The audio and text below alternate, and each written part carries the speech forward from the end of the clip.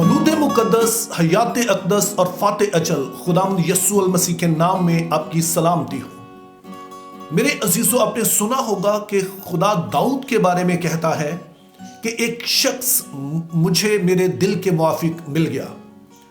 तो बहुत सारे लोगों का ख्याल है कि इसलिए वो खुदा के दिल के मुआफिक है चूंकि वो हमदो सना करता था। ये वाला आर्गुमेंट जाहिर है कि जो गॉस्पल सिंगर है उनके मुंह से आपने अक्सर सुना होगा।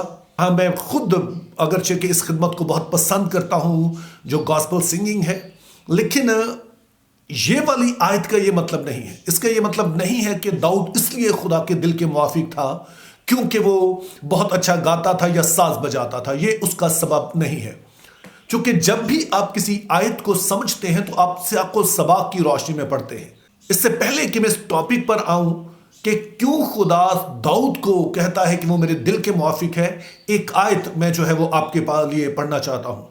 तवारीख की पहली किताब उसका 17 बाब और उसकी 6ठी आयत का दूसरा हिस्सा और फिर 7वीं आयत लिखा है, मैंने इस्राएली काजियों में से जिनको मैंने हुक्म किया था कि मेरे लोगों की गल्लाबानी करे, किसी से एक हरफ भी कहा कि तुमने मेरे लिए देवदार का घर क्यों नहीं बनाया? बस तू मेरे बंदा दाऊद से यूं कहना कि रब्बुल अफवाज यूं फरमाता है कि मैंने तुझे भेड़ साला में से लिया जब तू भेड़ बकरियों के पीछे पीछे चलता था, ताकि तू मेरी कौम इस्राएल का पेशवा हो। सो यहां पे जो नोट करने वाली बात है वो ये है कि काजियों के बारे में कहा गया कि उनको खुदा ने गल्लाबान मुकर्रर किया अपने लोगों पर, यानी कि उनको चरवाहा मुकर्रर किया। और फिर उनको बाद खुदा जो है वो बादशाहत लेकर आता है और दाऊद का इस सिलसिले में जिक्र हो रहा है। सो अब जरा गौर से सुनिए कि इसका मतलब क्या बनता है।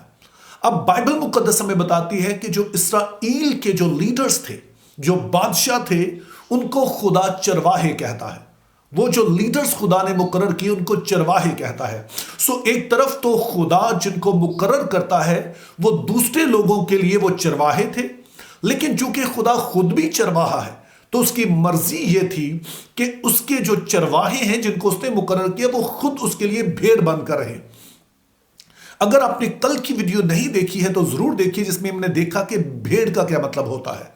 सो चरवाहे का काम होता है कि भेड़ों की रहनुमाई करना, और भेड़ों का काम होता है कि पूरी तरह से उसकी रहनुमाई में चलना। अब जिस कॉन्टेक्स्ट में दाऊद को खुदा के दिल के मुआफिक कहा गया, वहां पर हमें पता चलता है कि खुदा साउल को भेजता है ताकि अमालेकियों को, जिन्होंने उस वक्त इस्राएल को मिटाने की कोशिश की थी जब वो मिस्र से निकल रहे थे, तो खुदा ने उस वक्त कहा था कि मैं उनका नामो निशान जो है मिटा दूंगा। जब खुदा ने साउल से कहा कि तू जा और अमालेकियों के मुतालिक जो मेरा कलाम है उसे पूरा कर और वहां पे सब चीजों को मलियामेट कर देना, तो हम जानते हैं कि उसने ऐसा नहीं किया। उसने काफी सारा किया, लेकिन उसके बाद उनके बादशाह को भी वो बचा लाया, और फिर जो भेड़ बकरियां तो ऐसी बहुत सारी चीजें जो कि उसके ख्याल में उसने कहा कि मैं खुदावंद के लिए कुर्बानी चढ़ाऊंगा। और वहीं पर यह मशहूर आयत है कि क्या हुक्म मानना कुर्बानी चढ़ाने से बेहतर है। सो पॉइंट इज कि जो साउल था उसने एक चरवाहे की तरह बिहेव किया। उसने कहा कि मैं चरवाहा हूं, मैं जैसे मुझे बेहतर लगेगा मैं करूंगा। और उसने एक भेड़ के तौर पर बिहेव नहीं किया कि वो खुदा पर भरोसा करता कि जो कुछ उसने कहा है उसके मुताबिक करे। वो अपने जोर पर भरोसा, अपनी अकल पर भरोसा करता है। और यूं उसे हटाकर दाऊद को जो है वो बादशाह बना दिया गया। और इस कॉन्टेक्स्ट में बाइबल मुकद्दस कहती है कि दाऊद जो है उसको खुदा कहता है कि मेरे दिल के मुआफिक एक शख्स मिल गया। सो बादशाह बनने से पहले भी और बादशाह बनने के बाद भी, चरवाहा बनने से पहले भी और चरवाहा बनने के बाद भी, वो उसी तरह से खुदा की भेड़ बनकर रहता। वो खुदा की ताकत, वो खुदा की फहम फरासत, वो खुदा के वक्त, उस पर वो भरोसा करता है। सो 3 वाकयात हम उसकी जिंदगी के देखते हैं। सो सबसे पहला वाकया जो हमें पता चलता है जब वो जाति जूलियत का सामना करता है, वहां पर हम देखते हैं कि उसे पता है कि ये जमीन जो है वो खुदा ने हमें दी है।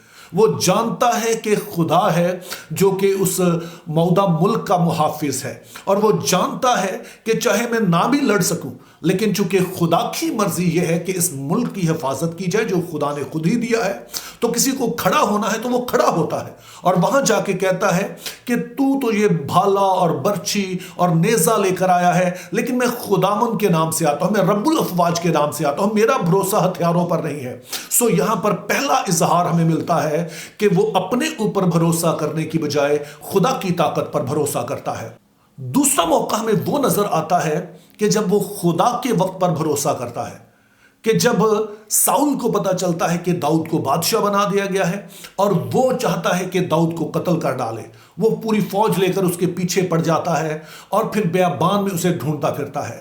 وہاں پر جب ساؤل سویا ہوتا ہے تو 2 دفعہ داؤد کو موقع ملا کہ وہ ساؤل کو قتل کر ڈالے، اور اس کے ساتھی بھی اسے کہتے ہیں کہ اس سے اچھا موقع کیا ہوگا، لیکن داؤد یہاں پر بھی خدا کے وقت پر بھروسہ کرتا ہے۔ داؤد کہتا ہے کہ نہیں، اگرچہ کہ خدا نے مجھے بادشاہ بنا دیا ہے، اگرچہ کہ اسے رد کر دیا ہے، لیکن یا تو خدا اسے خود ہٹائے گا یا اپنی طبی موت مرے گا، یہ جنگ میں مرے گا، لیکن میرے پاس ایسا کوئی حکم نہیں ہے کہ میں اس پر ہاتھ اٹھاؤں، اور میں کبھی خدا کے منصوبے پر ہاتھ اٹھاؤں گا بھی نہیں۔ اور یہاں پر آپ کو نظر آتا ہے کہ اپنی ذاتی مفاد سے بڑھ کر وہ خدا کے وقت پر بھروسہ کرتا ہے، اگرچہ کہ وہ چرواہا ہے لیکن خدا کی وہ بھیڑ بن کر رہتا ہے۔ لیکن سب سے جو بڑی بات ہمیں نظر آتی ہے کہ جب بادشاہ وہ بن جاتا ہے اور پھر وہاں پر ہمیں پتہ چلتا ہے کہ اسے بہت بڑا بلنڈر ہے، بہت بڑا اسے گناہ سرزد ہوتا ہے۔ نہ صرف بتسبا کے ساتھ وہ بدکاری کرتا ہے بلکہ اس کے شوہر کو بھی مروا ڈالتا ہے۔ تو یہ وہ وقت ہے کہ جب خدا اپنے نبی کو اس کے پاس بھیجتا ہے اور اسے بتاتا ہے کہ تو نے ایسا کیا ہے۔ اب یہاں پر بھی اس کا رویہ ساؤل سے بہت مختلف ہے۔ جب سیمول نے بتایا ساؤل کو کہ خدا نے تجھے رد کر دیا ہے تو اس بات کو قبول نہیں کرتا ہے، اس کا گناہ بتاتا ہے تو آگے آرگو کرتا ہے، بلکہ سیمول کا جبہ پھاڑ دیتا ہے۔